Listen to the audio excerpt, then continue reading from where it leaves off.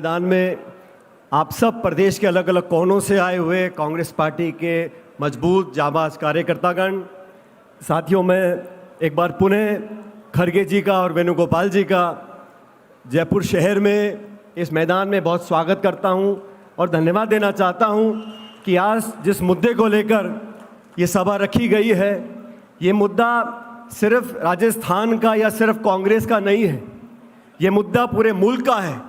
और मुझे खुशी है कि कांग्रेस पार्टी ने अपनी ऐतिहासिक जिम्मेदारी को समझा और हम सब लोगों ने समूचे देश में, जैसा वेणुगोपाल जी आपको बताएंगे, पूरे देश में विपक्ष की आवाज़ को मजबूत करने के लिए, नागरिकों के संवैधानिक अधिकारों को पुख्ता करने के लिए, केंद्र की बैठी हुई सरकार को जगाने के लिए जो जागरूकता करनी है, उसकी जिम्मेदारी का सबसे बड़ा अगर बोझ किसी के ऊपर है तो हमारे आपके ऊपर है, कांग्रेस पार्टी के ऊपर है। इसलिए आज आप लोग इतनी भीषण गर्मी में यहाँ पर उपस्थित हुए हैं, इस बात को दिखलाता है कि केंद्र की सरकार को हम चैन से बैठने नहीं देंगे। संविधान पर जो प्रहार हो रहे हैं उसको समझना चाहिए। संविधान की रक्षा की बात राहुल गांधी जी क्यों करते हैं? ऐसा नहीं है कि भाजपा के लोग नादान हैं, वो संविधान को फाड़ के नहीं फेंक रहे हैं, लेकिन संविधान के जो प्रावधान हैं, संवैधानिक जो संस्थाएं हैं, उनको जानबूझकर नीतिगत तरीके से खोखला करने का काम कर रहे हैं। हमारे देश में 70-75 सालों से अलग अलग सरकारें आई, हर सरकार ने संविधान के संस्थाओं को पोषित करने का काम किया, चाहे सरकारें कांग्रेस की हो, गैर कांग्रेस की हो, लेकिन पिछले 11 सालों में संस्थाओं को खोखला करने का काम किया है। निर्वाचन आयोग, जिसको निष्पक्ष होना चाहिए और निष्पक्ष दिखना चाहिए, महाराष्ट्र में चुनाव हुए, जितने मतदाता नहीं हैं उससे ज्यादा वोट वहां पड़ गए। मुख्य निर्वाचन आयोग का चयन कैसे होता था? 3 लोग चयन करते थे, प्रधानमंत्री, नेता प्रतिपक्ष और चीफ जस्टिस ऑफ इंडिया। संशोधन लेकर आ गए, चीफ जस्टिस को हटा दिया, अब प्रधानमंत्री, मंत्री और नेता प्रतिपक्ष, 3 लोग में से 2 का बहुमत होगा, जिस मर्जी को आप निर्वाचन आयोग का अधिकारी बना सकते हो, अध्यक्ष बना सकते हो। तो संस्थाओं को जानबूझकर कमजोर करने का काम किया जा रहा है। इसलिए हमें आह्वान करना पड़ेगा, राजनीति से ऊपर उठकर तमाम विपक्ष के दल एकजुट हो चुके हैं और हम कांग्रेस के लोगों की ये जिम्मेदारी बनती है कि सबसे अग्रिम पगड़ी पे खड़े होकर हमें अपने संविधान की रक्षा करनी है। मैं धन्यवाद देना चाहता हूं खड़गे जी आपका और राहुल गांधी जी का कि 2025 का जो साल है, ये पूरा साल संगठन को समर्पित किया है। पूरे देश भर में मंडल, ब्लॉक, जिला, प्रदेश, हर कार्यकर्ता तक हमको पहुंचना है, नियुक्तियां करनी है, प्रशिक्षण करना है और दिशा में जूली जी और डोटासरा जी ने जो राजस्थान में काम किया है, उसके लिए मैं आपको धन्यवाद देना चाहता हूं। आज पूरे प्रदेश में कांग्रेस पार्टी जाबाज की तरह लड़ने को तैयार है। अभी जितेंद्र सिंह जी बोल रहे थे, जो आतंकी हमला पुलवामा में हुआ वो देश पर प्रहार है, ये जाति धर्म बिरादरी की बात नहीं है। और आप सबको याद होगा, मुंबई में अटैक हुआ था तो तत्कालीन गुजरात के मुख्यमंत्री मुंबई पहुंच गए थे प्रेस कॉन्फ्रेंस करने के लिए। और उसकी दूसरी तरफ जब संसद पर आक्रमण हुआ था, वाजपेयी जी प्रधानमंत्री थे, सोनिया गांधी जी नेता प्रतिपक्ष थी, उन्होंने सदन में खड़े होकर कहा था कि वाजपेयी जी हम विपक्ष के लोग हैं, लेकिन पाकिस्तान के सामने हम लोग एक होने चाहिए, पूरा विपक्ष आपके साथ है। वाजपेयी जी को उन्होंने ताकत देने का काम किया और वही काम खड़गे जी, राहुल जी ने किया कि आप पहलगाम में आकर हमारे निर्दोष लोगों को जान से मारना चाहते हो, आपको मुंह तोड़ जवाब देना पड़ेगा। सारे संसाधन इकट्ठे कर लो, पाकिस्तान को मुंह तोड़ जवाब दो। पूरी कांग्रेस पार्टी और पूरा विपक्ष एक साथ खड़ा है सरकार के साथ, लेकिन जवाबदेही तय करनी पड़ेगी। ये चूक क्यों हो रही है, किसकी निगरानी में हो रही है, कौन जिम्मेदार है, इन सब के जवाब हमको मिलने चाहिए। इस नाजुक मौके पर पूरा देश आज एकजुटता से खड़ा है, लेकिन जो आतंकवादी चाहते हैं, जो पाकिस्तान चाहता है कि धर्म मजहब के नाम पर इस देश को बांटा जाए, उससे हमें सावधान रहना पड़ेगा। और ये जिम्मेदारी भाजपा नहीं निभाएगी, ये जिम्मेदारी कांग्रेस को निभानी पड़ेगी, आप लोगों को निभानी पड़ेगी। अभी जयपुर शहर के एक भाजपा के विधायक ने क्या तांडव रचा जयपुर शहर के अंदर। पब्लिकली उनको माफी मांगनी चाहिए, भाजपा के नेताओं को, मुख्यमंत्री का बोलना चाहिए कि मैं इस बात से सहमत नहीं हूं।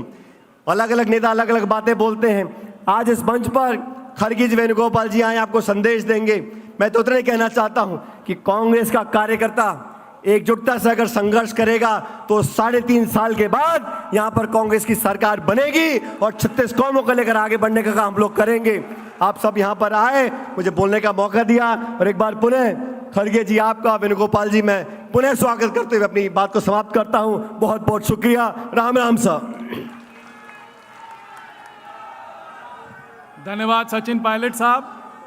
अब मैं हमारे पूर्व मुख्यमंत्री अशोक गहलोत जी से विनती करता हूं कि वो आएं और इस सभा को संबोधित करें। अशोक गहलोत जी।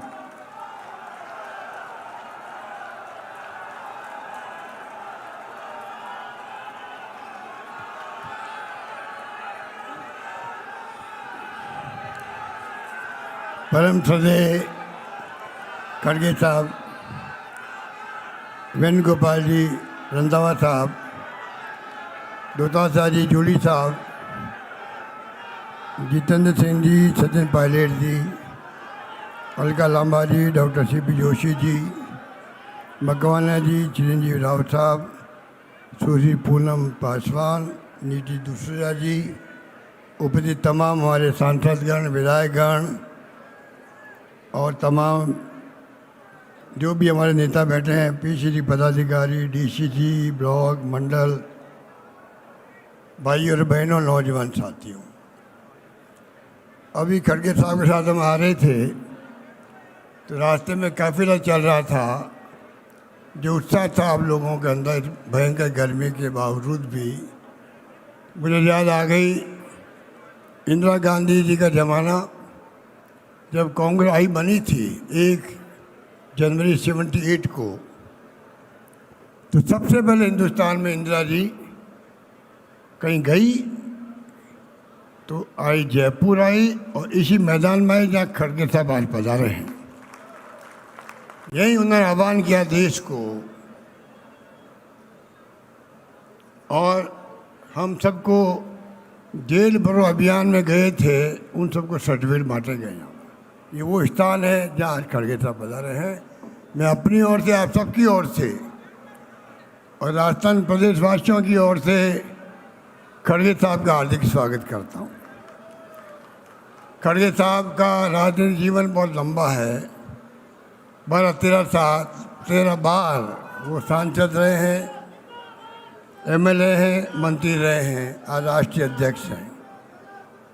तो आप सोच सकते हैं कि इस संविधान बचाओ का कार्यक्रम खड़गे साहब ने दिया है, राहुल जी ने दिया है, इसका क्या महत्व है।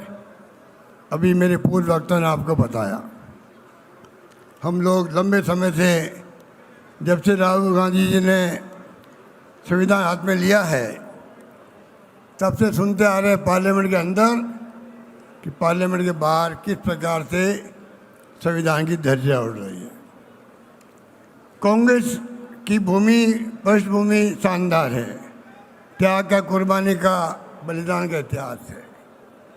और देश को अगर एक रखना है, अखंड रखना है, तो देश को जरूरत कांग्रेस की है। और कांग्रेस का मजबूत होना सबसे बड़ी आवश्यकता है। वो जिम्मेदारी हर कार्यकर्ता की है।